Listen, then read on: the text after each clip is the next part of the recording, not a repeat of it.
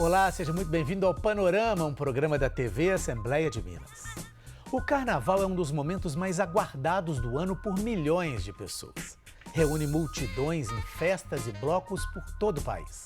Aqui em Minas, os foliões tomam conta do interior e também da capital. Belo Horizonte deve receber 6 milhões de pessoas, um número 3 vezes maior que a população da cidade, e já é considerado um dos melhores carnavais de rua do Brasil. Porém, em meio a toda essa diversão, é essencial lembrar dos cuidados com a saúde sexual.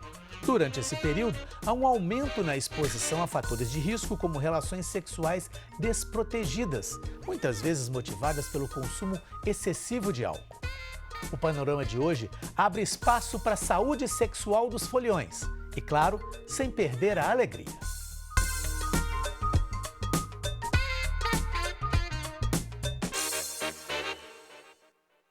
Aqui no estúdio eu converso com o ginecologista e sexólogo Eduardo Siqueira, professor da Faculdade de Medicina da UFMG e membro da Associação de Ginecologistas e Obstetras de Minas Gerais, a SOGIMIG.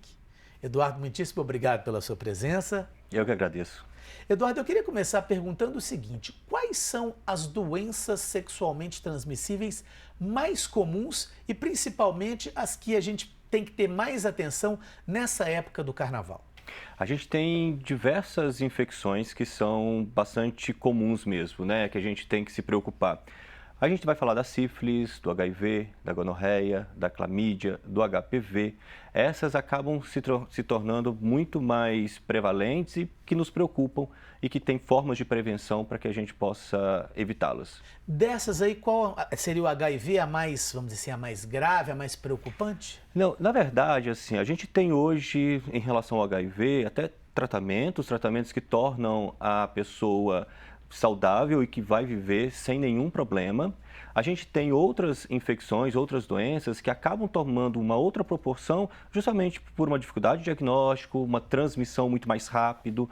Então eu não vou pesar muito para o HIV porque as outras acabam ficando menos conhecidas e acabam trazendo mais prejuízo para as pessoas. Pois é, em relação a essas doenças, elas são visíveis imediatamente após uma infecção ou não? Ou elas são diagnosticadas posteriormente?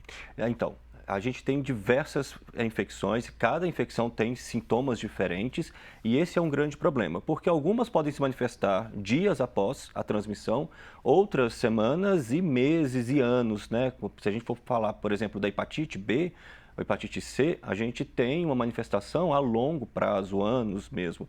Então, para cada infecção, a gente vai ter sintomas diferentes, com tempo de manifestação também muito distintos. Ou seja, todas essas que você está falando aí, se a gente quiser, vamos dizer assim, especificar uma ou outras, são bastante diferentes umas das outras. Exato. O que acontece? A gente pode ter, então, uma variação de sintomas. Corrimentos diferentes do habitual, a gente pode ter lesões, úlceras em genitália, na boca ou no ânus.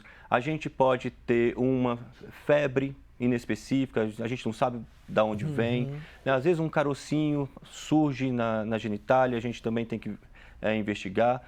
Umas espinhazinhas. Então, são sintomas muito diferentes e qualquer diferença, qualquer coisa que surge de novo, a gente vai ter que procurar ajuda para tentar diagnosticar. Pois é, você falou várias vezes a palavra infecção em vez de doença. A gente tem as doenças sexualmente transmissíveis, que são as DSTs, e as infecções sexualmente transmissíveis. Há diferença nesses conceitos? A gente não tem usado mais o termo DST justamente pela pergunta que você acabou de me fazer, assim. Nem todas se manifestam imediatamente.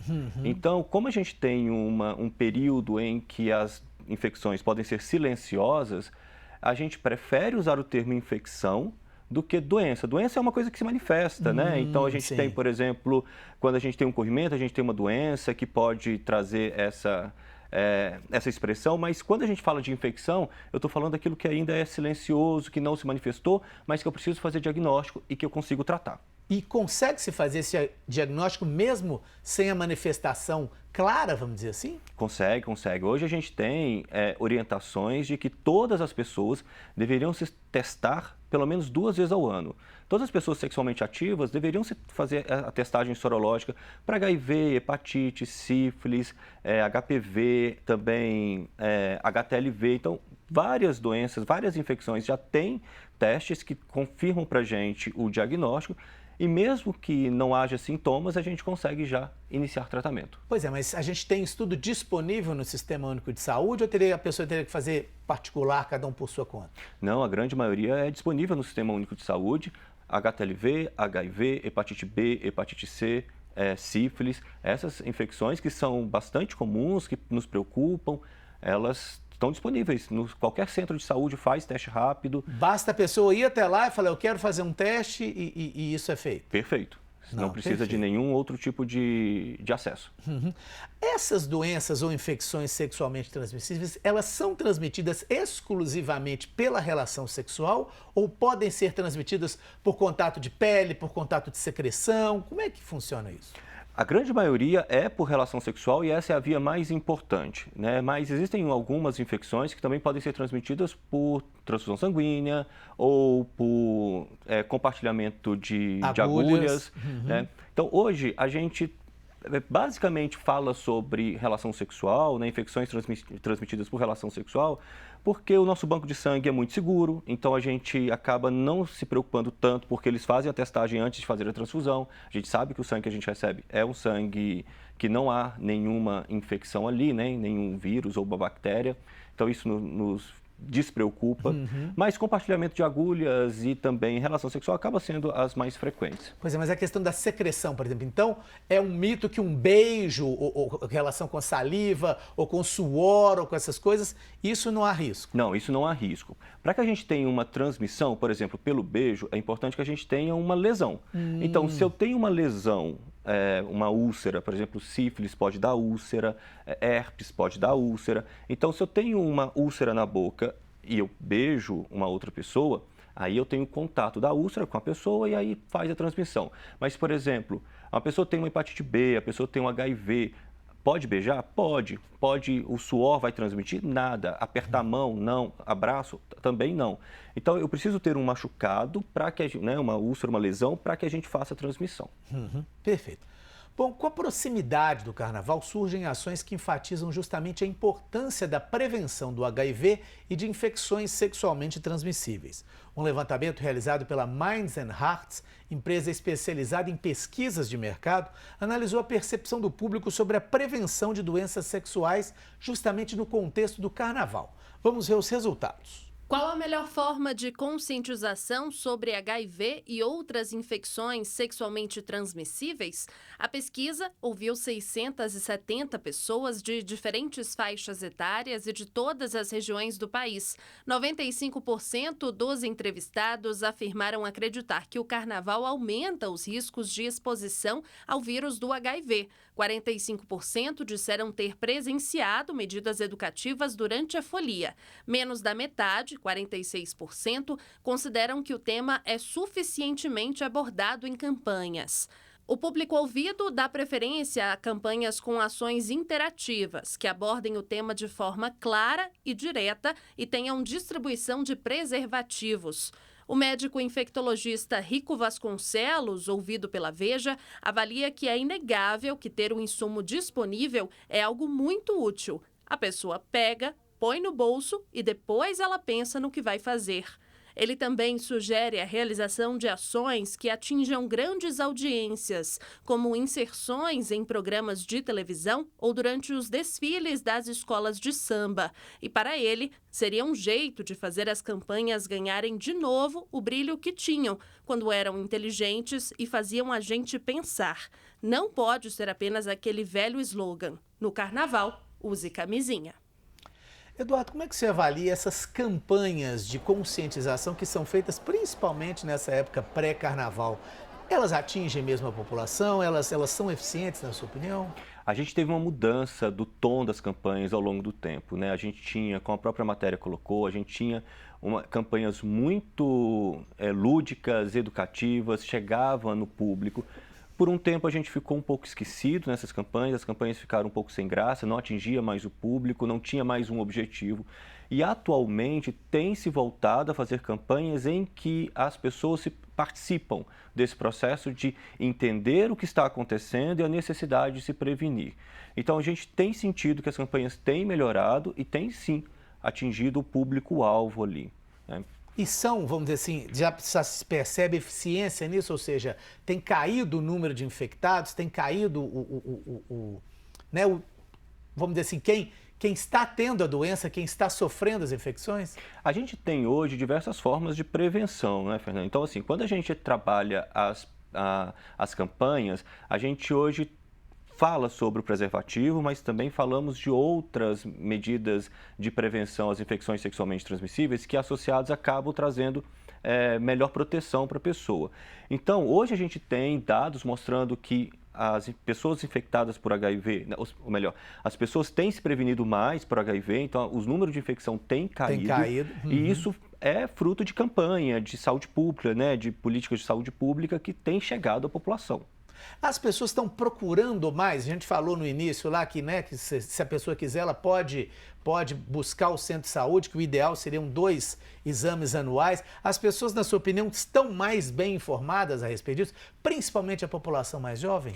Eu acho que ela está começando a se informar, ainda não está no ponto ideal, né? Eu acho que a gente consegue fazer essa informação, consegue transmitir essa informação de forma mais sólida ali, para que as pessoas entendam que basta ir ao centro de saúde, mas ainda não está atingindo todo mundo, né? Então, isso é um processo que precisa melhorar de fato, assim. Mas as pessoas já começam a entender que elas podem ir lá no centro de saúde e pegar o preservativo, né? Todo centro de saúde tem preservativo disponível, sem precisar pedir para ninguém, tá lá. Vai lá e a pessoa pega, né? Não tem aquela coisa de me dar uma camisinha, a pessoa ficar naquele constrangimento. Exato. Só para você ter uma ideia, antes a gente tinha a disponibilidade de 10 preservativos no mês para cada pessoa. E ela tinha que pedir para um funcionário lá do centro de saúde. Isso era constrangedor, né? Hoje não. Hoje basta chegar no centro de saúde, o dispenser fica na recepção, pega a quantidade de preservativo que quer e vai embora, né? Então, não precisa pedir para ninguém. Então, isso tem facilitado o acesso, além do também acesso a outras formas de prevenção, né? Hoje a gente tem campanhas para PrEP, a gente tem campanhas para uso de lubrificante, campanhas para vacinação, que também entram como formas de prevenção. Então, de alguma forma, a gente tem melhorado o acesso, mas concordo que ainda é insuficiente. Perfeito. Bom, a festa de carnaval aqui em Belo Horizonte deve receber cerca de 6 milhões de foliões e vai ser a maior festa do estado. Na capital, o carnaval se tornou um dos principais produtos turísticos da cidade. E para além dessa importância cultural e de entretenimento, a festa também gera emprego e renda para vários setores. Além dos famosos blocos de rua, a festa vai contar com desfiles de escola de samba e os blocos caricatos. E para proteger os foliões das doenças e infecções sexualmente transmissíveis, a Prefeitura preparou a campanha Bloco da Prevenção. Vamos ver o que a campanha vai fazer esse ano. Bom, vai distribuir materiais informativos, 38 mil preservativos externos, 8 mil preservativos internos, 8 mil sachês de géis lubrificantes, como o Eduardo colocou, autotestes para HIV, tem a profilaxia pós-exposição, que é o PEP ao HIV, e tem os locais, que vão ser as unidades de pronto atendimento de saúde, no centro de testagem lá da Sagrada Família, unidade de referência secundária Centro-Sul e o Hospital Eduardo Menezes, todos em Belo Horizonte. No interior do estado, cidades também estão se preparando, né? Eu queria que você explicasse para nós essa profilaxia pós-exposição que você falou aí, que é para quem teve a relação sexual, né, o rompimento de preservativo, enfim, como é que se consiste isso? Toda pessoa que teve uma relação sexual desprotegida, seja porque o preservativo se rompeu ou porque esqueceu de usar naquele momento, ela pode ir a uma unidade de saúde. Aqui em Belo Horizonte estão ali, né, as UPAs, Centro de Testagem Sagrada Família, a URS do Centro-Sul e o Hospital Eduardo de Menezes. E lá a gente vai iniciar um protocolo de profilaxia pós-exposição. Esse protocolo são medicamentos que a pessoa vai tomar por 28 dias para que ela se previna ao HIV. Junto à PEP, que é para o HIV, a gente também faz uso de outros medicamentos para as outras infecções, para sífilis, clamídia, gonorreia e também a tricomoníase. É muito importante, Fernando, que a pessoa procure o serviço de saúde em até 72 horas. Passadas as 72 horas, a gente não consegue mais usar o protocolo da PEP. A gente não consegue fazer mais as medicações para a prevenção HIV, né? A gente consegue para as outras infecções, mas para HIV não. Então, diante de relação sexual desprotegida, em até 72 horas, procurar a unidade de saúde. Você falou aí de alguns outros métodos de prevenção, além do preservativo. O preservativo ainda é o mais eficiente, né? Mas existem outros que podem ser associados a ele? O preservativo ele é o mais prático, mais fácil, mais barato e, como foi colocado na reportagem anteriormente, ele está no bolso, então ele está assim, é de acesso rápido, né? Mas a gente não trabalha somente com preservativo mais. Né? A gente tem tanto os preservativos internos e o externo, né? Mas também a gente tem que lembrar que, para evitar infecções sexualmente transmissíveis, a gente precisa usar outros métodos associados, como, por exemplo, o gel lubrificante. Por que o gel lubrificante? Porque se eu diminuo o atrito, eu machuco menos tanto a cavidade, a mucosa anal quanto a mucosa vaginal, evita que a entrada de vírus e bactérias, por exemplo, ali e diminui as infecções. Junto a eles, a gente tem também a PrEP, que é a profilaxia pré-exposição, que são medicamentos que a gente vai usar antes das relações sexuais para evitar a infecção ao HIV. E a gente tem a PEP e também as vacinações, né? Ou seja, hepatite B, HPV, são vacinas que a gente pode fazer uso. Pois é, essas vacinações são para doenças, vamos dizer assim, que são sexualmente transmissíveis, mas, por exemplo, não existe uma vacina para sífilis, não existe uma vacina para essas doenças mais comuns, vamos dizer, mais conhecidas. Essas pode se vacinar ou não? Não, a gente tem a vacinação e é parte também distribuída pelo Sistema Único de Saúde para hepatite B, para HPV. A gente tem também para hepatite A para alguns grupos específicos, mas a gente não tem para sífilis, não tem para gonorreia, não tem para clamídia. E essa vacina, por exemplo, pode ser tomada imediatamente antes, agora ou deveria ter sido tomada já há mais tempo? As vacinas, um pouco, não para agora, para o carnaval. Para esse carnaval, não. Quem vacinou, quem não vacinou. Isso, para esse carnaval não dá tempo mais, mas a gente tem que pensar que outros carnavais virão. Então a gente tem que, é só ir no centro de saúde para fazer, por exemplo, a vacinação para hepatite B. Qualquer pessoa pode fazer a vacinação para hepatite B. Se não tiver vacinado, o centro de saúde está disponibilizando. Existem grupos específicos para o HPV que o SUS disponibiliza, né?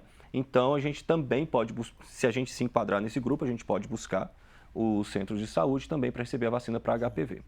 Ou seja, se a pessoa, por exemplo, essa questão de procurar o centro de saúde para fazer a profilaxia pós-exposição, isso é para qualquer, vamos dizer assim, qualquer desconfiança, qualquer suspeita? Como é que é isso? Quem exatamente deve procurar?